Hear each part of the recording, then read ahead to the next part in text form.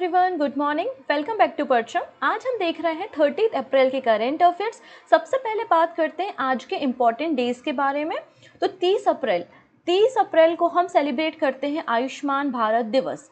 आयुष्मान भारत योजना जो थी उसकी शुरुआत 2018 में हुई थी, 2018 में। हर साल हम 30 अप्रैल को आयुष्मान भारत दिवस के रूप में सेलिब्रेट करते हैं। इसके अलावा 30 अप्रैल को हम एक और 29 अप्रैल को एक दिन हमने सेलिब्रेट किया था जो कि मेरे हाथ से मिस आउट हो गया था।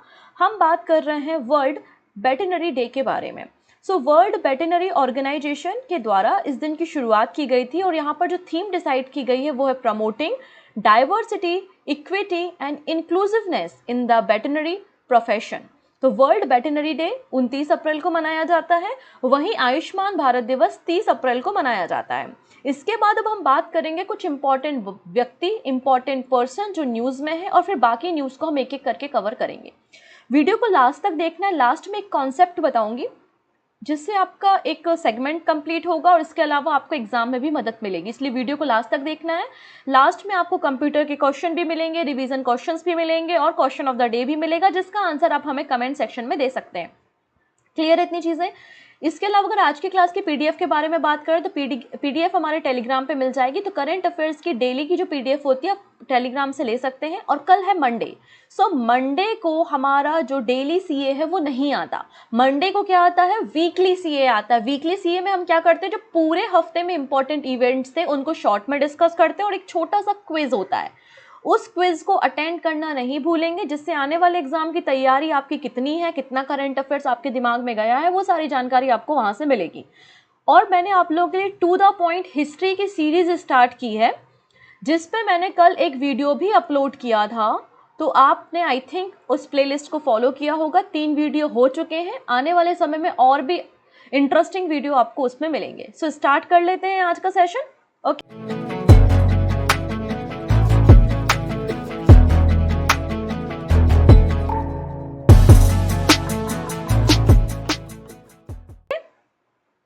सबसे पहले है who will be awarded prestigious immigrant achievement award 2023 for her contribution to higher education in the USA. Higher education USA में कंट्रीब्यूट करने के कारण किसे प्रेस्टिजियस इमिग्रेंट अचीवमेंट अवार्ड से सम्मानित किया जाना है? तो आंसर हो जाएगा नीली वेंदापुड़ी। नीली वेंदापुड़ी जो कि आप समझ ही सकते हैं नाम से, एक इंडियन अमेरिकन है और इन्हें जो है वो उनके कंट्रीब्यूशन के लिए, इन्होंने हायर एजुकेशन के लिए जो यूएसए में कंट्रीब्यूट किया है, इसलिए इमिग्रेंट अचीवमेंट अवार्ड 2023 इन्हें दिया जाएगा। रिसेंटली ये पेन स्टेट यूनिवर्सिटी में की प्रेसिडेंट है। साथ ही साथ ये पहली वीमेन है, पहली महिला है जो पेन स्टेट यूनिवर्सिटी की प्रेसिडेंट है। तो किसी भी इंडिविजुअल को या ऑर्गेनाइजेशन को जो कि यूएसए में हायर स्टडीज़ के लिए अचीवमेंट करता है, कंट्रीब्यूट करता है, उनको ये अवार्ड दिया जाता है। तो नीली वेंदापुड़ी का नाम आप याद रख सकते हैं। रिसेंट में दिए गए कुछ अवार्ड्स की लिस्ट आपके सामने है, आप इसका स्क्रीनशॉट भी ले सकते हैं और वीडियो को रोककर भी इन अवार्ड्स को पढ़ सकते हैं। मैंने ये सारे अवार्ड आपको बताए हैं, जैसे कि green for sea tanker operator award किसे दिया था? सिनर्जी ग्रुप को दिया था। Prime minister award for excellence in public administration health ministry को दिया था। ये बातें हमने करी हैं। अगले पर्सन है अर्जुन वाजपेयी। ये है Arjun Vajpayee, fit India champion. Arjun Vajpayee summit mount Annapurna. तो इन्होंने रिसेंटली माउंट अन्नपूर्णा पे चढ़ाई कंप्लीट की है। साथ ही साथ ये पहले इंडियन मैन बन गए हैं। अभी तक हम हमेशा फर्स्ट वीमेन के बारे में बात करते हैं ना, ये पहले भारतीय पुरुष हैं जिन्होंने समिट किया है माउंट अन्नपूर्णा में। माउंट अन्नपूर्णा जो है वो 10th नंबर की हाईएस्ट पीक है in the world. 10th number की हाईएस्ट पीक है इन द वर्ल्ड। और माउंट अन्नपूर्णा की आपको हाइट याद रखनी है, 8091 मीटर की है माउंट अन्नपूर्णा। इसमें रिसेंटली समिट किया है, मतलब चढ़ाई की है किसने? अर्जुन वाजपेयी ने। फिट इंडिया चैंपियन है। और फिट इंडिया मूवमेंट की शुरुआत आप सभी को पता है कि प्राइम मिनिस्टर मोदी ने की थी 2019 में। तो अगर क्वेश्चन पूछ लिया जाए कि फिट इंडिया मूवमेंट की शुरुआत किसने की या फिर कब की, तो 2019 में प्राइम मिनिस्टर मोदी ने इसकी शुरुआत की थी। अर्जुन वाजपेयी यहाँ पे 17 अप्रैल को ये निकले थे और इनका टारगेट था कि जो 7 क्रॉस 8000 मीटर, मतलब 7 ऐसी चोटियां, 7 ऐसी पीक जिनकी हाइट 8000 मीटर या उससे ज़्यादा है, उनका समिट करना है, उन पे चढ़ाई करनी है। तो first Indian man to climb 7 into 8000 metre mountain. ठीक है, तो माउंट अन्नपूर्णा पे इन्होंने चढ़ाई की है, अर्जुन वाजपेयी। अगले पर्सन है, ये है डॉक्टर अमित कुमार जैन, और डॉक्टर अमित कुमार जैन ने चार्जेस लिए हैं as a director operation and services में दिल्ली मेट्रो रेल कॉरपोरेशन, मतलब DMRC। सो DMRC में ऑपरेशन एंड सर्विसेज के डायरेक्टर कौन बन गए हैं, तो डॉक्टर अमित जैन बन गए हैं। DMRC, इसका फॉर्मेशन 2002 में हुआ था। ई श्रीधरन फाउंडर हैं DMRC के। अगले पर्सन बड़े इंपॉर्टेंट है क्योंकि ये बन गए हैं LIC के पहले CEO।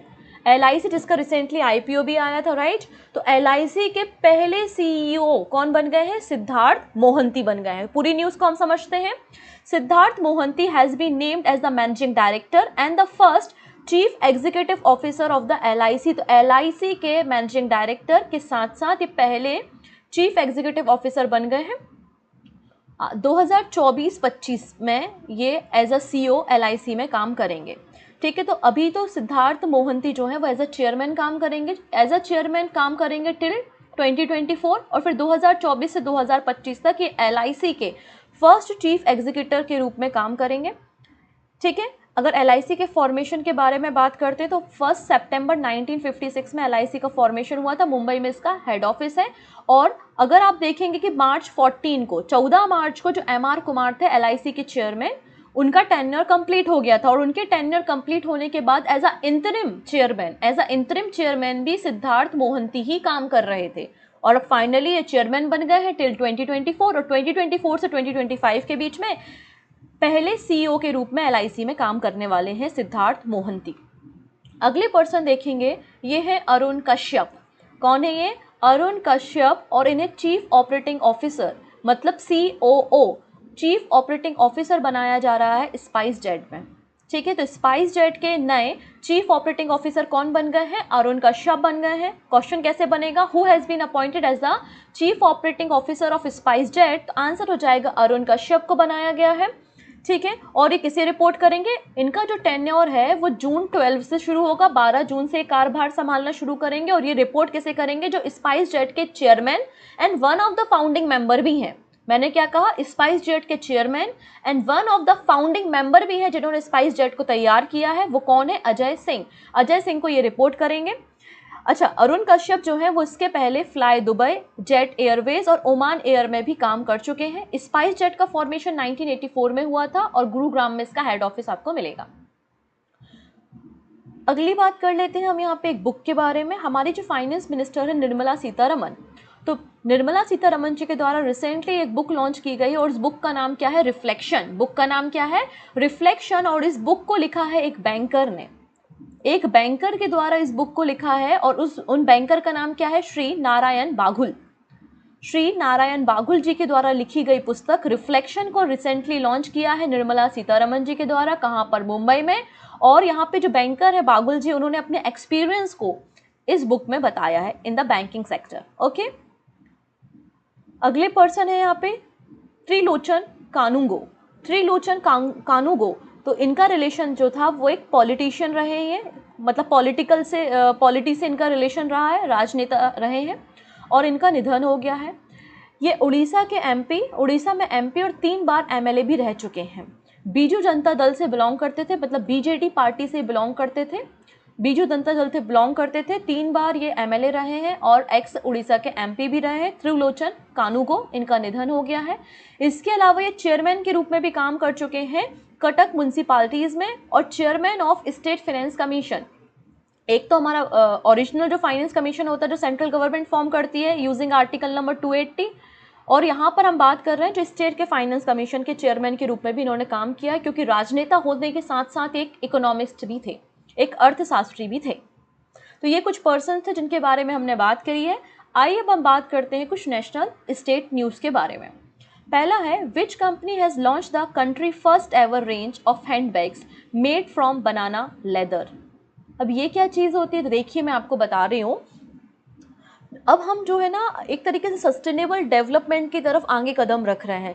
हम अपने एनवायरनमेंट को बचाना भी चाहते हैं और टेक्नोलॉजी में इवॉल्व भी होना चाहते हैं। इसलिए आपने सुना होगा मैंगो लेदर, बनाना लेदर, कोई भी फाइब्रस फ्रूट है उसको उसके ज़रिए लेदर तैयार किया जा रहा है जो कि एनिमल लेदर को रिप्लेस कर सके। तो यहाँ पे बनाना लेदर से हैंडबैग की पूरी एक रेंज तैयार की है और जिसको रिसेंटली लॉन्च किया है। तो पूछा जा रहा है वो कंपनी कौन सी है, वो कंपनी कौन सी है, किस कंपनी ने केले के चमड़े से बने हैंडबैग की देश की पहली श्रृंखला लॉन्च की है। तो आंसर हो जाएगा रस्की। रस्की उस कंपनी का नाम है, इंडियन फैशन ब्रांड है रस्की, जिसने कंट्री की पहली हैंडबैग लॉन्च की है जो कि बनाना लेदर से बनी हुई है, जो कि एक इको फ्रेंडली फैशन है और सस्टेनेबिलिटी को प्रमोट करता है, ठीक है ना, जिससे एनिमल लेदर को यहाँ पे रिप्लेस किया जा सके।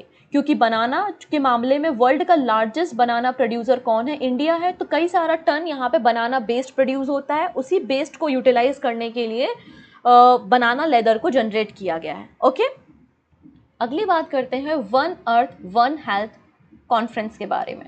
तो recently prime minister Modi ji के द्वारा 6th एडिशन, कौन सा एडिशन है, एडिशन याद रखेंगे बिल्कुल, 6वें नंबर का संस्करण। So 6th edition of one earth one health advantage health care India 2023 को इनॉग्रेट किया है। अब क्या बातें की गई हैं वो भी हम देख लेते हैं। तो पहला क्वेश्चन बनेगा कि one earth one health summit का या कॉन्फ्रेंस का उद्घाटन किसने किया, इनॉग्रेट किसने किया, तो प्राइम मिनिस्टर मोदी ने किया। कौन सा एडिशन था, 6वें नंबर का एडिशन था। कहाँ पर किया, वीडियो कॉन्फ्रेंसिंग के जरिए न्यू दिल्ली में किया, वीडियो कॉन्फ्रेंसिंग के जरिए न्यू दिल्ली में किया। इसमें वर्ल्ड के कई सारे leader, shark members, ASEAN countries, African region की कंट्री, बहुत सारे लोग यहाँ पे शामिल हुए थे। यहाँ पर भारत का मकसद क्या है, वन अर्थ वन हेल्थ के अंतर्गत भारत को हम इस तरीके से अपना पूरा एक इकोसिस्टम बनाना चाहते हैं जिसमें अफोर्डेबल प्राइस में मेडिकल इक्विपमेंट, मेडिकल और हेल्थ केयर फैसिलिटी जो है वो सभी लोगों को मुहैया कराई जा सके, सभी को प्रोवाइड करा सके। और साथ ही साथ प्राइम मिनिस्टर मोदी के द्वारा यहाँ अपनी स्पीच में कहा गया कि वर्ल्ड का largest governmental funded health insurance coverage scheme भी भारत में रन होती है जिसका नाम है आयुष्मान भारत, जिसके अंतर्गत लगभग 40 मिलियन पीपल को अभी तक कवरेज दिया जा चुका है, एडवांटेज दिया जा चुका है। नेक्स्ट बात करेंगे गेटेक्स के बारे में। अभी गेटेक्स क्या है, तो गेटेक्स का मतलब है global education and training exhibition, global education and training exhibition GITEX. ये गेटेक्स कहाँ हुआ था, दुबई में हुआ था, ठीक है। क्या इसमें इंडिया गया था, बिल्कुल गया था, तभी तो हम न्यूज़ डिस्कस कर रहे हैं। तो इंडिया ने भी यहाँ पर अपनी दुकान लगाई थी। दुकान अपन नॉर्मल भाषा हो गई, पवेलियन बोलते हैं, अपना टेंट वेंट लगा के अपनी यूनिवर्सिटी के बारे में बताना, अपने एजुकेशन के बारे में बताना, इसलिए उन्होंने भी यहाँ पे गेटेक्स में अपना पवेलियन या दुकान लगाने का काम किया था गेटेक्स में। गेटेक्स जो है वो 26 से 28 अप्रैल के बीच में दुबई में हुई है global education and training exhibition, जिसमें भारत ने भी पार्टिसिपेट किया था। तो क्वेश्चन कैसा बनेगा, the study in India pavilion, the study in India, क्योंकि इंडिया में स्टडी करने के लिए बच्चों को प्रोत्साहित तो करना पड़ेगा कि हमारे देश में भी अच्छी शिक्षा है, आ जाओ पढ़ लो थोड़ा सा। तो the study in India pavilion at the global education and training exhibition GITEX has been inaugurated in which city, किस सिटी में इसको इनॉग्रेट किया गया, तो आंसर हो जाएगा दुबई में, ठीक है। और हमारा जो पवेलियन था स्टडी इन इंडिया पवेलियन, इसको किसने लॉन्च किया, इसको इनॉग्रेट किया था consul general of India Dubai doctor Aman Puri ने। इस पवेलियन को हमारा जो department of commerce, ministry of commerce और इंडस्ट्री के अंदर प्रिपेयर किया गया था। लगभग 30 से ज़्यादा यूनिवर्सिटी और जो एडटेक स्टेक होल्डर हैं हायर एजुकेशन के बारे में बताने के लिए इस पवेलियन में शामिल हुए थे। जो गेटेक्स है ये लीडिंग एजुकेशन फेयर है, मतलब शिक्षा के क्षेत्र में लगने वाला एक बहुत बड़ा मेला जो है वो क्या है, गेटेक्स है, ठीक है। तो इसको दुबई में लगाया गया। अब बात करेंगे सारा के बारे में।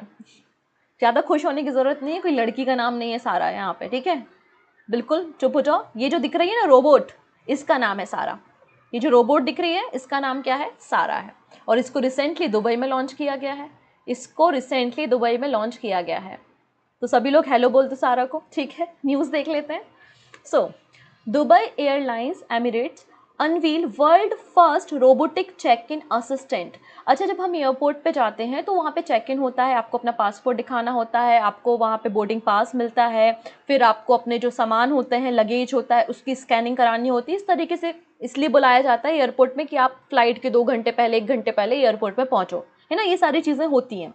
सो वर्ल्ड का पहला रोबोटिक्स चेक इन असिस्टेंट कहाँ पे लॉन्च किया गया है, दुबई एयरलाइंस में लॉन्च किया गया है। दुबई बेस्ड एयरलाइंस है एमिरेट्स, इन्होंने वर्ल्ड की पहली रोबोटिक्स चेक इन असिस्टेंट को लॉन्च किया है जिसका नाम है सारा, जिससे जो चेक इन प्रोसेस है उसको फास्ट हो सके और जो यूज़र्स हैं या जो पैसेंजर्स हैं, कस्टमर्स हैं, उनको एक डिफरेंट एक्सपीरियंस भी यहाँ पे मिल सके। तो सारा क्या कर सकती है, तो सारा पासपोर्ट की स्कैनिंग करती है, पासपोर्ट चेक करती है, और साथ ही साथ जो पर्सन है उस सारा के सामने खड़ा होता है तो उसका पूरा फेस वगैरह को भी चेक करती है, पासपोर्ट से मैचिंग करती है ना। तो Sara will match customer face with scanned passport, check in passenger and guide them to the baggage drop area. इस तरीके से ये पूरी सारा आपकी काम करती है। क्लियर है? तो आई थिंक आपको सारा समझ में आ गई होगी। नेक्स्ट बात करेंगे parade initiative, PRET, parade initiative, इसको लॉन्च किया है WHO, वर्ल्ड हेल्थ ऑर्गेनाइजेशन के द्वारा। तो पहला क्वेश्चन यही बनता है, देखो मैंने क्वेश्चन भी लिया, क्वेश्चन कैसा बनेगा, which of the following body was responsible for the PRET initiative, parade initiative को लॉन्च करने के लिए कौन सी बॉडी रिस्पॉन्सिबल है, तो आंसर हो जाएगा आपका WHO, वर्ल्ड हेल्थ ऑर्गेनाइजेशन। तो क्वेश्चन ऐसा बनेगा, ठीक है। क्वेश्चन देख लिया, न्यूज़ पे आ जाते हैं।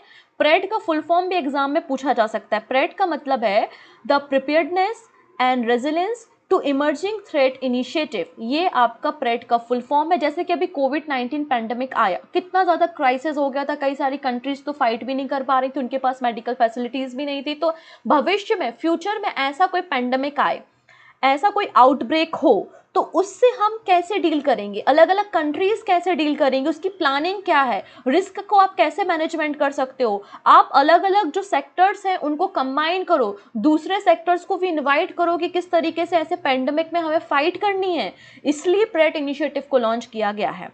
The World Health Organization has launch the PRET initiative to be better prepared for future outbreak of similar scale and devastation as a COVID-19 pandemic।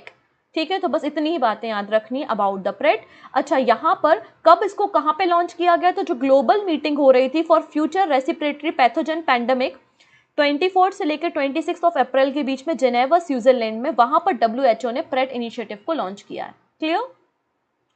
Next बात करते हैं नेशनल मैन्युफैक्चरिंग इनोवेशन सर्वे 2021-22 finding वर release. तो recently यहाँ पे देखिए जो secretary हैं, जो सचिव हैं department of science and technology के, उनके द्वारा रिसेंटली एक रिपोर्ट रिलीज की गई है, नेशनल मैन्युफैक्चरिंग इनोवेशन सर्वे 2021-2022। ये जो रिपोर्ट तैयार की गई है, या जो सर्वे कंडक्ट कराया गया है नेशनल मैन्युफैक्चरिंग इनोवेशन सर्वे, ये department of science and technology मतलब DST and United Nation Industry Development Organization UNIDO, तो यूनेडो और DST की मदद से ये ज्वाइंटली स्टडी की गई, इस सर्वे को कंडक्ट कराया गया कि हमारे देश में मैन्युफैक्चरिंग के सेक्टर में कैसा काम हो रहा है, हमें क्या चीज़ों की अब ज़रूरत है, किस तरीके से आगे हमें काम करना है, एटसेट्रा। बेसिकली हम इनोवेशन में और अच्छा, मैन्युफैक्चरिंग फर्म में और अच्छा कैसे काम कर सकते हैं, यही इस सर्वे का उद्देश्य था। पहला जो इनोवेशन सर्वे था वो 2011 में कंडक्ट कराया गया था। की फाइंडिंग में बस आपको इतना याद रखना है कि 5 यहाँ पे की मैन्युफैक्चरिंग सेक्टर्स को सिलेक्ट किया गया है जो कि इंडियन इकोनॉमी में सबसे अधिक कंट्रीब्यूट करते हैं या कर सकते हैं।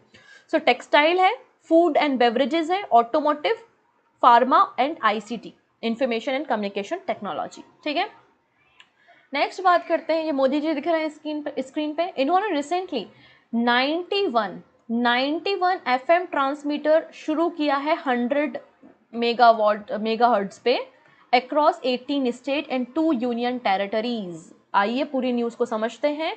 क्वेश्चन है, PM Modi inaugurate how many FM transmitter to boost radio connectivity in country, हमारे देश में रेडियो कनेक्टिविटी को और बेहतर करने के लिए, स्पेशली जो हमारे बॉर्डर एरियाज हैं उनमें कनेक्टिविटी, रेडियो कनेक्टिविटी को और स्ट्रॉन्ग बनाने के लिए कितने FM ट्रांसमीटर का उद्घाटन किया है, तो आंसर हो जाएगा 91 FM ट्रांसमीटर का उद्घाटन प्राइम मिनिस्टर मोदी जी के द्वारा किया गया है, जो कि 100 वॉट FM है, जो कि आपके बूस्ट करेंगे रेडियो कनेक्टिविटी।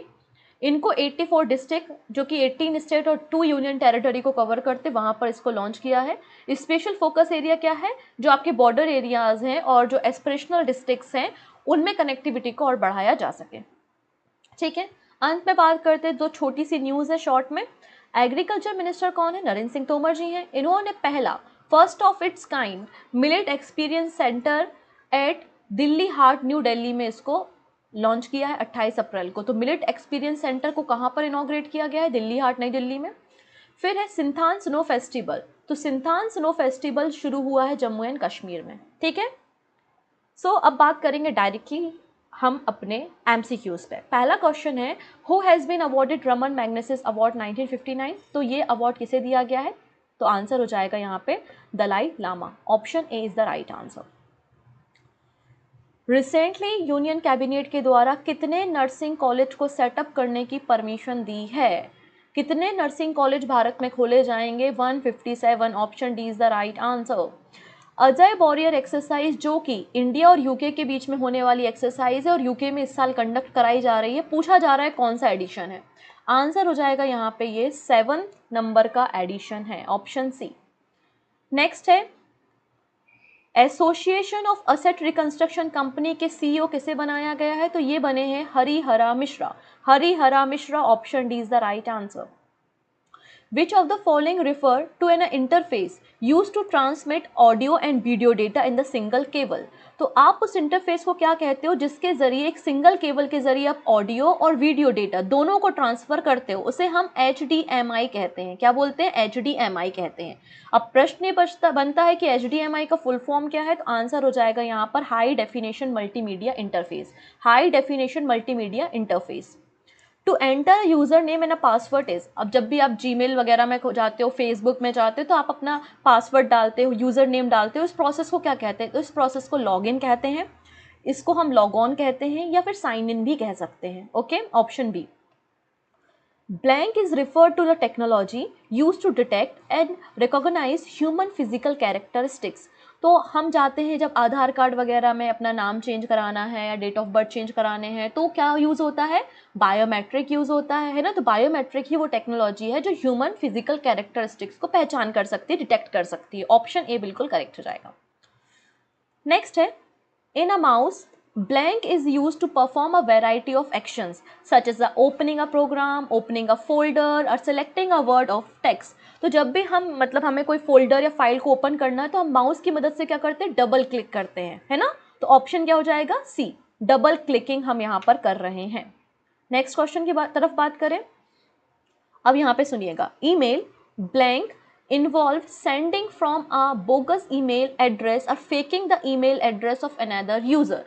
तो देखिएगा कई बार ऐसा होता है, हमें मेल आता है जिसमें लिखा है कि मान लेते हैं कि फेसबुक से मेल आया है या परचम क्लासेस से मेल आया है। तो कई बार क्या होता है कि कोई दूसरा व्यक्ति उस यूज़र आईडी को यूज़ करके वो आपको फेक मेल सेंड करता है, और जब आप उस लिंक पे क्लिक करते हो तो वो आपके कंप्यूटर सिस्टम को क्या कर लेता है? हैक कर लेता है। तो इस प्रोसेस को हम ईमेल स्पूइंग कहते हैं। तो ऑप्शन सी यहाँ पे करेक्ट हो जाएगा। बात समझ में आ गई है? तो ईमेल स्पूइंग क्या होता है? एक थ्रेट होता है जिसमें ईमेल को सेंड किया जाता है और एक फेक सेंडर एड्रेस के जरिए, और जब आप उस पर क्लिक करते हो तो उससे आपके सिस्टम को हैक कर लिया जाता है या आपके सिस्टम में वायरस को इंसर्ट कर दिया जाता है और आपकी फाइल को करप्ट कर दिया जाता है। तो ऑप्शन सी यहाँ पे करेक्ट हो जाएगा। नॉर्मल सिनेरियो क्या होता है? नॉर्मल सिनेरियो में जैसे कि ये मैं हूँ और ये कोई दूसरा व्यक्ति है, तो मैं इस व्यक्ति को मेल भेजना चाहती हूँ। तो मैं जब मेल भेजूंगी तो जब भी आप कोई भी सिस्टम में मेल भेजते हो तो उसका एक SMTP मतलब simple mail transfer protocol, SMTP का मतलब क्या होता है? सिंपल मेल ट्रांसफ़र प्रोटोकॉल के जरिए आपके मेल जाते हैं। तो सबसे पहले आप जब मेल भेज रहे हो, मान लेते हैं आप गूगल का यूज़ कर रहे हो, तो SMTP google.com, क्योंकि आप हो सकता है गूगल यूज़ कर रहे हो, याहू यूज़ कर रहे हो, कुछ भी आप यूज़ कर सकते हो। तो आपका जो सिंपल मेल ट्रांसफ़र प्रोटोकॉल इस सर्वर में जाएगा, ये चेकआउट करेगा कि आपका रिसीवर कौन है, आपका रिसीवर कौन है। पता चला कि याहू सर्वर में आपको भेजना, तो याहू को भेजेगा। उसके बाद डिटेक्ट होगा यहाँ पे रिसीवर, तो फिर यहाँ पे POP के ज़रिए ये मैसेज जो है वो आपके रिसीवर तक पहुँच जाएगा जो ईमेल आपको भेजा है। पोस्ट ऑफिस प्रोटोकॉल POP को कहते हैं। तो SMTP क्या होता है? सिंपल मेल ट्रांसफ़र प्रोटोकॉल होता है। POP क्या होता है?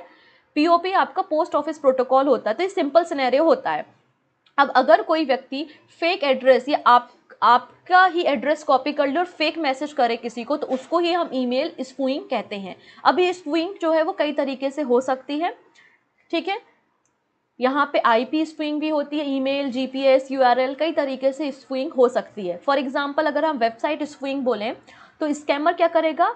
कॉपी या स्पूई करेगा आपकी वेबसाइट को। एज अ वेल नोन, अगर आप बिजनेसमैन हैं तो आपकी वेबसाइट को उसने कॉपी किया और आपकी वेबसाइट की मदद उसने एक वेब पेज डिज़ाइन कर लिया, और विक्टिम जो है वो अननोइंगली उस वेबसाइट पे क्लिक करेगा और रियल डेटा जो है वो इसके पास पहुंच जाएगा और इस विक्टिम बन जाएगा बेचारा ये यूज़र, और इसका डेटा यहाँ से चला जाएगा।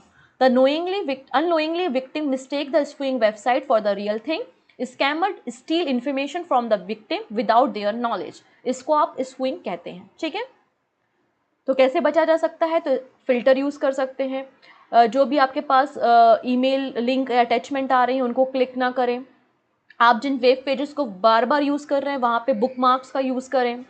ठीक है ना, अगर आपको किसी यूआरएल पे विजिट करना है तो आप मैन्युअली सर्च करें। ठीक है, और इसके अलावा एंटीवायरस प्रोग्राम का यूज़ करें एट्सेट्रा। नेक्स्ट बात करते हैं, विच union minister launch India handmade portal. तो इंडिया हैंडमेड पोर्टल किसने लॉन्च किया है? 4 ऑप्शन है, ministry of textile, MSME, external affairs या कॉमर्स एंड इंडस्ट्री मिनिस्ट्री। तो जो भी आंसर होगा कमेंट पे बताइएगा। फिर हम मिलते हैं कल अपने क्विज के साथ, तब तक अपना ध्यान रखेंगे। Take care.